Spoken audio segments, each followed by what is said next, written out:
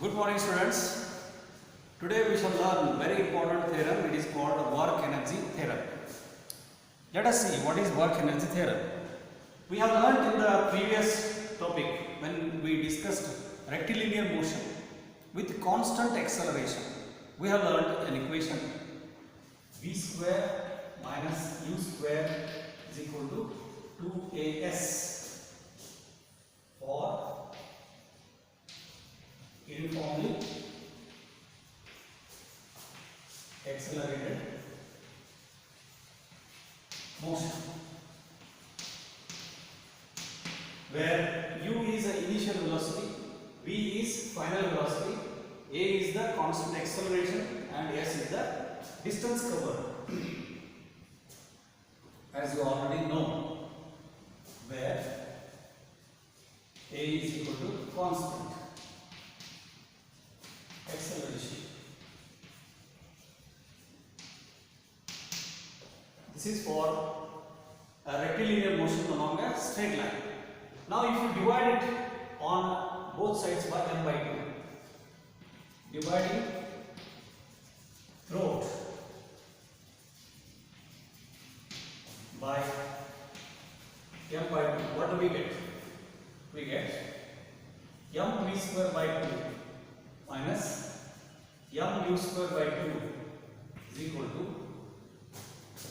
2as divided by 2. So this I can write it as half mv square minus half mu square is equal to cancel 2 m by 2. Yes, m is this here.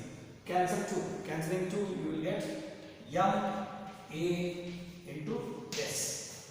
By Newton's second law, what is ma? Mass into acceleration. Mass into acceleration gives us the force, and s is the displacement.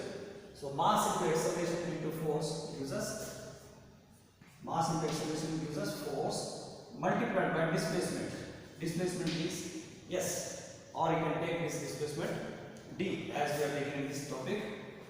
S can be taken as d. So fd gives us work done.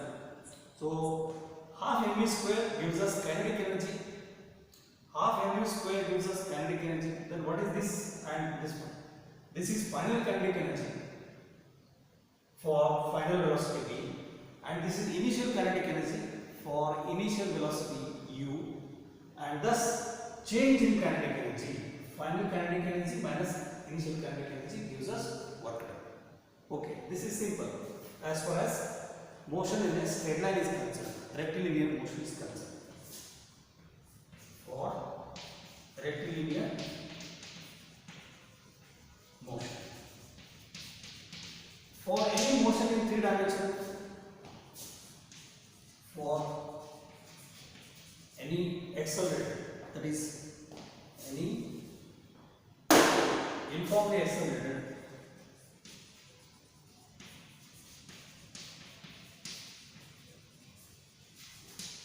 motion in the 3-dimensional space, then this force must be replaced by force vector, and displacement must be replaced by displacement vector, and the product must be replaced by f dot d, that is scalar product, because work done we know that it is scalar product of force and displacement.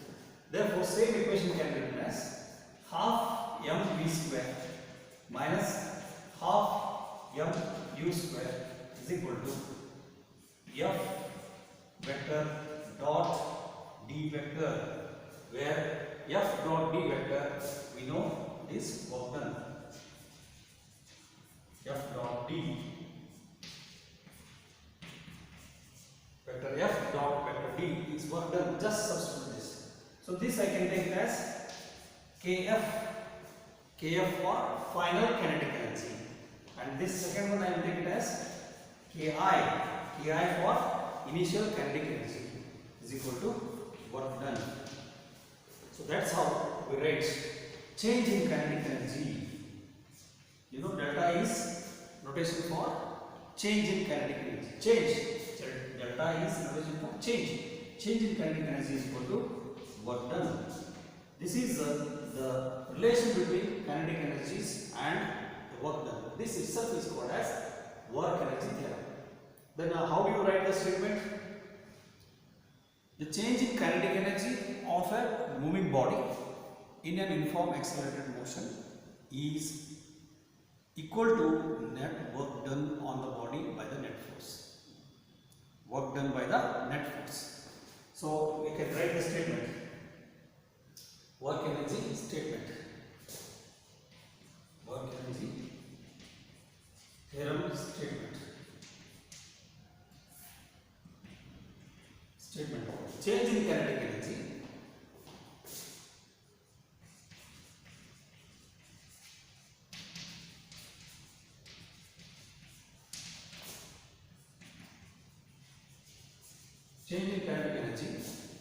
of a body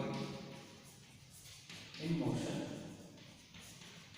is equal to or is due to or is equal to the work done by net force. Work done by net force. This is the work energy theorem. So based on this work energy theorem, we are going to have very interesting numerical problems. Let us solve one problem, then you will understand the meaning of work energy theorem. It's very interesting. I think you have learned even in the 9th standard, same thing. Okay, let us see one interesting problem. It is well known that a raindrop falls under the influence of downward gravitational force. The rain falls down to the ground because of gravity. And when it is falling down, gravity acts vertically downwards, but there is a resistive force which drags the drop in the opposite direction. Opposing resistive force, it is called viscous drag. When it is falling through the layers of atmosphere, the drop of rain, a drop of water experiences an opposing force. It is called as viscous drag, which we are going to learn later. So this viscous drag, which is in the opposite direction of falling drop, is proportional to the speed of the drop. More the speed with which it is falling, more is the opposite viscous drag. So that is the nature of that viscous force. Now consider a drop of 1 gram. If a rain drop of 1 gram is falling from a height of 1 kilometer, if it is falling from a cloud of height say 1 kilometer, it hits the ground with a speed of 50 meter per second. When it hits the ground, its final speed is 50 meter per second. Then you are asked to calculate what is the work done by gravitational force and what is the work done by unknown resistive force. Gravitational force can be calculated. Gravitational force is mass of the drop into acceleration due to gravity. So work done by gravitational force can be very easily calculated. Then work done by unknown resistive force, we don't know. It is not measured. It's difficult to measure. Viscous drag is very difficult to measure. So under such given condition, how to calculate work done by unknown resistive force? Here we make use of the work energy theorem. Let us first calculate change in kinetic energy. When the raindrop falls through a height of 1 kilometer, when the raindrop falls through a height of, let us say, 1 kilometer. This is the ground and this is the raindrop at a height of 1 kilometer. Then initial velocity of the drop from the cloud is 0. Initially it is in the cloud, so its initial velocity is 0. Final velocity with which it hits the ground is given 50 meter per second. So we can calculate change in kinetic energy and then apply work energy theorem. So for first part, let us calculate change in kinetic energy.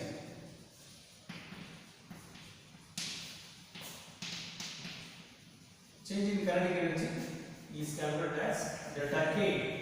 Delta K equal to Kf minus Ki. F for final kinetic energy, I for initial kinetic energy. So if you substitute half mv square minus half mu square, so second term becomes 0, u is 0. Therefore, delta k is equal to half m v square. Just substitute the value of m is 1 gram. So 1 gram converted into kilogram, it becomes 10 raised to minus 3 kg into speed. Final speed with which it hits the ground, 50 meter per second. 50 square, 50 into 50. So cancel. 2 ones are 2 25. So you will get 25 5s are 125. 125 0 into 10 raised to minus 3 joules. Therefore, change in kinetic energy is equal to 1.25 joules. After simplification, it becomes 1.25 joules. Now, let us calculate work done by gravitational force. Work done by gravitational force is nothing but the potential energy, initial potential energy with which it is falling down, mgh. So, now I will calculate work done by gravitational force.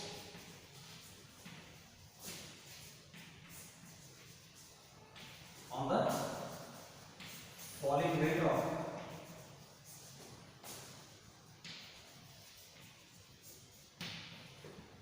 Wg, I will write it as work done by gravitational force as Wg, work done by gravity, is equal to mgh.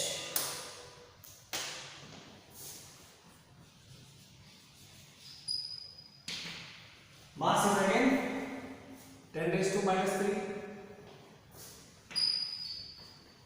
Let us take acceleration due to gravity 10. And the height is 1 kilometer. 1 kilometer is written as 10 raised to 3 meter. So 10 raised to 3, 10 raised to minus 3 becomes 10 raised to 0. So thus, work done by gravity becomes 10 raised to 3, 10 raised to minus 3 into 10. So it becomes 10 joules. So work done by gravity is 10 joules. Whereas change in kinetic energy, final kinetic energy minus initial kinetic energy is hardly 1.25. Then where is that missing? What happened to remaining amount of energy? Yes, that must be the work done by the resistive force. The work done by resistive force while falling through this height is against its motion. If it is falling down here, the work done by the resistive force will be in the opposite sense, because resistive force will be in the opposite direction. If gravity is vertically downwards, resistive force Fr will be in the opposite direction. Now second part can be very easily calculated. Therefore, work done by resistive force can be calculated using work energy theorem. Using work energy theorem. What does it say? It says change in kinetic energy. Change in kinetic energy is equal to work done by net force or total work done. So total work done, I will write it in two parts. Work done by gravity plus work done by resistive force. So where you can write where Wr is the work done by resistive force. Work done by resistive force. Therefore, work done by resistive force Wr is equal to, take the difference, delta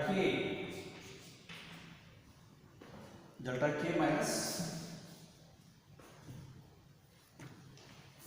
so thus it becomes, take this Wg this side, so delta k minus Wg 1.25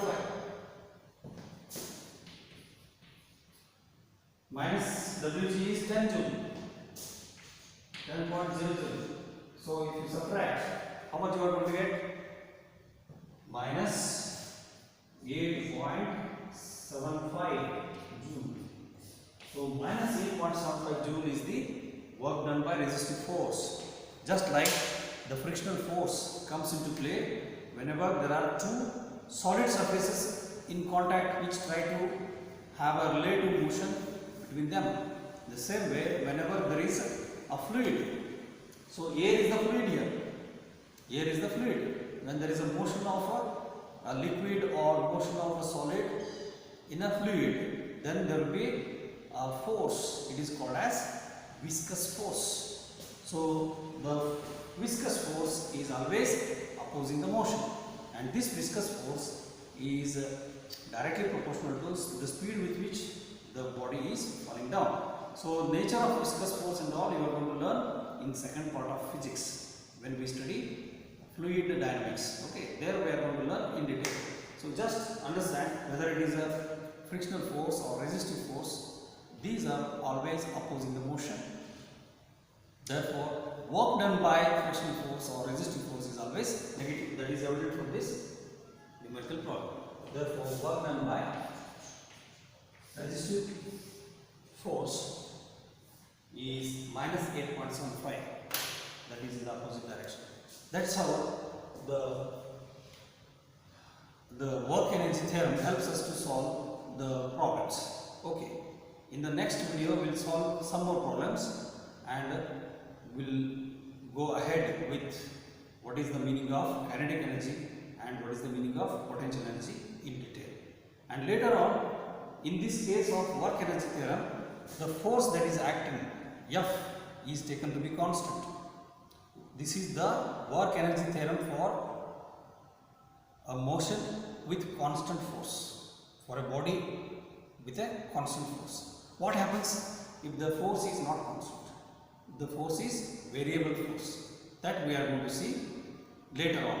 That is work energy theorem for variable force. There also we are going to get similar result, but there is a slight difference. There we are going to use the integration method. So we are going to learn integration. As we have learned in previous topics, differentiation. In this topic we are coming across integration. Okay? Thank you. Have a nice day.